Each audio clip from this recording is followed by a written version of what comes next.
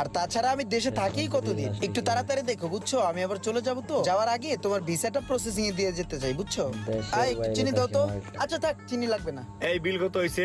আরে মোশারফ, তুমি এগুলো কি করছো? তুমি কি আমার ইজ্জত মান সব খাইবা? Visa আমি কানাডাতে processing কোটি এ কোটি টাকা দিয়েছে। কামাই, আমার ওখানে বিভিন্ন বিজনেস আছে। এখন বাংলাদেশে দাঁড়াও, এসে যদি ভালো তোমার কাছ লাগতেছে। থেকে আমার চায়ের বিল দিতে হয়, তাহলে আমার ইজ্জতটা কই থাকে? আর তাছাড়া আমি এই টাকা পয়সা দিয়ে কি করব বলো? আমি বাংলাদেশে আসি মানুষদেরকে হেল্প করার জন্য। আরেক কাজ করো, চায়ের বিলটা দিয়ে দাও, আর এখানে মনে হয় 10,000 টাকার মতো আছে, বাকিটা তুমি রেখে দাও। যাও যাও।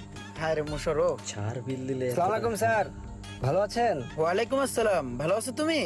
জি ভালো, আপনি ভালো আছেন? তোমাদের মনে হয় রিয়েল এস্টেটের বিজনেস আছে। মনে হইতাছে আরেকটা মুরগি। আজকে যে তুমি ব্যাগ ভর্তি টাকা নিয়ে আসছো, সেটাও কিন্তু আমি উপলব্ধি করতে পারছি। এদিকে আসো। জি স্যার।